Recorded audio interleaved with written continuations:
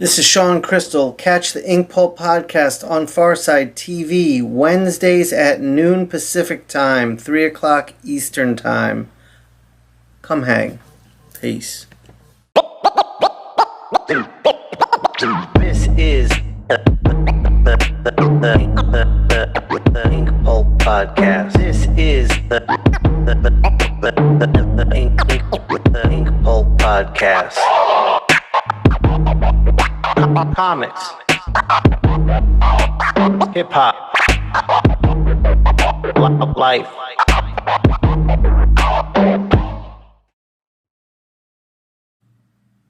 Welcome to the Inkpulp podcast. I'm still sipping this espresso. I'm just knocking out these intros right now. Boom, boom, boom, one after the other. Getting my podcast set. I'm scheduled way in advance, and I'm happy about that. I'm happy about everything we're doing here. This is probably the last S.T.A.C K Machine installment for a while. I hope you've enjoyed this. There's been a lot of storytelling going on. This is a dream project of mine. I'm super excited about. The music is incredible. The art is incredible. I'm making friends and working with creatives that inspire me, that I look up to, that have been a big part of my life for so long, and now I'm working with them. Dreams come true. Manifest that shit. Make it happen. So enjoy this. Today we're inking the headshot for Booty Brown for his design, and we got some mad merch coming. Maybe it's out by now, and if it is, check the link in the comments. If not, it'll be soon. Check all social media. Check the S.T.A.C K Machine. Check Booty Brown. Check Del the Funky Homo Sapien. Check DJ Mike Relm and Inkpulp. Always.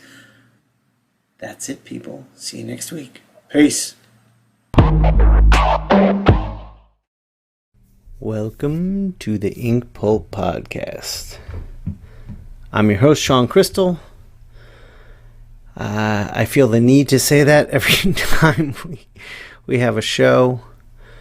I guess it's just the right thing to do. It seems a little funny to say it so much, but you never know when someone's new tuning in.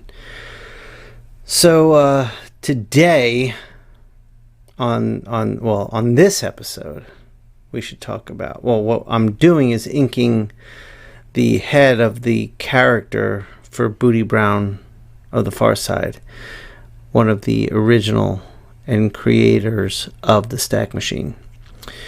I want to take a moment, because I've mentioned so many people involved, to talk about my art partner on this, Wando. I haven't spoken to him enough, and I realize that, and that's not healthy or good, because I'll call him JD. He's a good friend of mine. He's also an artist whose work blows my mind. And we have a mutual love and respect for each other's work, and creatively we work very well together. And JD is very much a part of the visual aspect of the S.T.A.C K Machine as we move forward. He's been involved since the beginning. There are elements of graphic design to the S.T.A.C K Machine that are completely his. I mean, I knew when I got called into this, I had a vision for what we were going to do and what this was, and I knew we needed a graphic designer in here that could bring a unique voice that is grounded in hip-hop and comics, and there's none better than JD. But on top of that, he brings the skills of an incredible and inspiring illustrator and comic book artist to the table as well. So together we make a dynamic duo, but he is an essential part of the S.T.A.C K Machine, and I wanted to take a moment to make sure that was known. I haven't spoken to that enough. So yeah, there's two of us on the visual side of this S.T.A.C K Machine madness.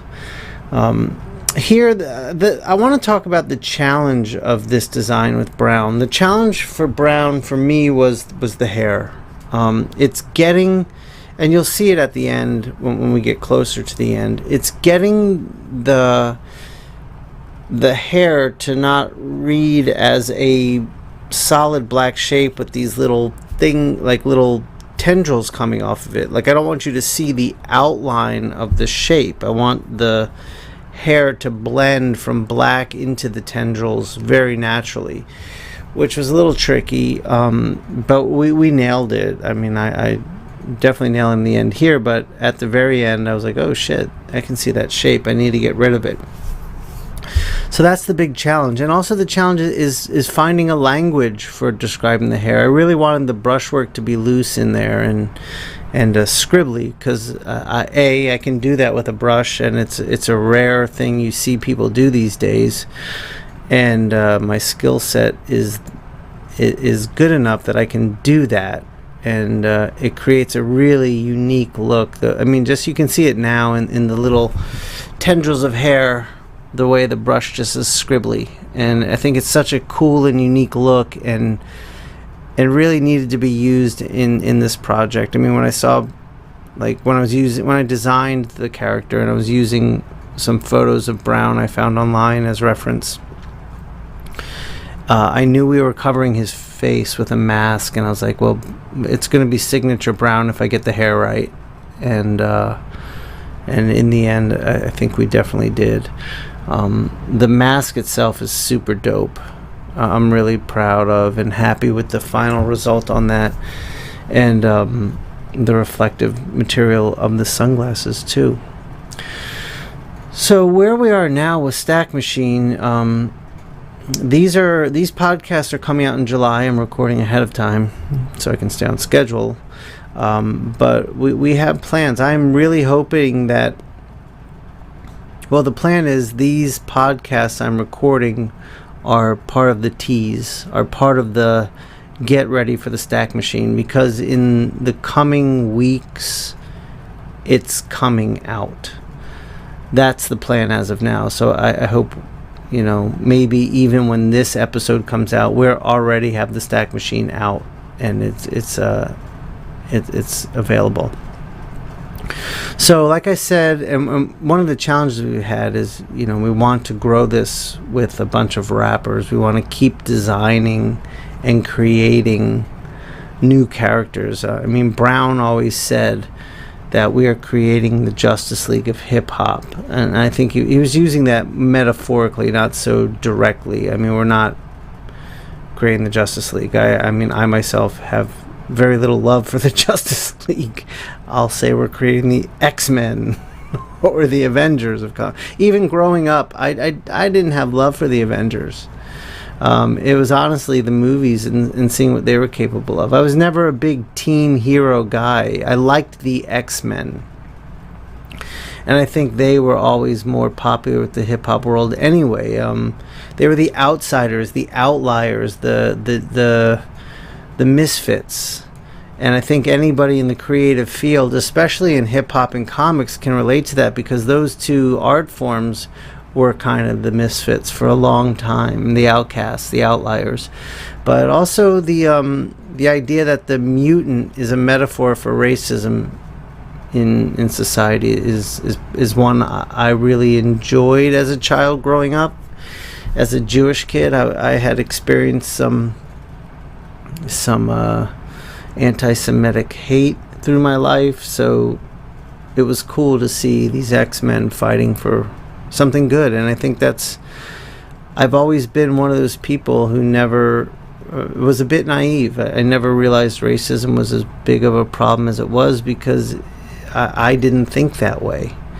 And, you know, as a child, who does? But, you know, I grew up, I'm really, really blessed to have had the childhood I had. I grew up in Columbia, Maryland, which was an experiment, a social experiment. And if you watch the movie, I think it's called Brooklyn Rising. I might be wrong about that, but it's Ed Norton is in it, and it's about. So Ed Norton's from my hometown, Columbia, Maryland, and he's around my age. So a lot of people I knew him as this nerdy theater kid. I didn't know him, but he came from his uncle. Last name was Rouse, and in Columbia, the Rouse company, they built it. They built the city. They planned it and built it. So that movie, Brooklyn Rising, they're talking about this planned community in Maryland, and that's Columbia, and that's where I grew up. So we moved there when it was a lot of farmland and development.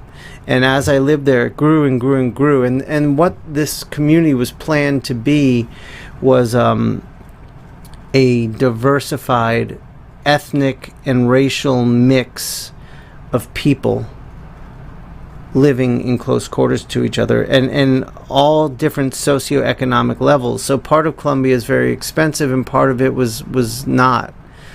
So I grew up around, and my early childhood friend crew was extremely diverse, and that's what I grew up around. And even amongst that diversity, like I remember, like I had, so my crew was me, Brian, who's white Roman Catholic. Charles was Korean immigrant. Well, he was born here. His parents are immigrants. His grandmother lived with him from Korea, spoke no English. Ramon, Latin, Mexican, Latin American, was another friend, and Kevin was our black friend, and I was the Jewish kid, and it wasn't like it was mainly a crew of white kids, and there was a couple. We were that mixed, and it was. I'm thankful for that experience growing up. I learned so much about different cultures just from all my friends. So I don't have it in me. So I'm a bit naive that way. But yeah, I guess that'll be the last S.T.A.C Machine podcast for a little while. We'll have future designs, but this is all promoting the song that's coming out now, soon, or already has. So peep that shit. And I'll see you next week. Peace. This is the Inkpulp podcast. This is the Inkpulp podcast. Comics, hip hop, life.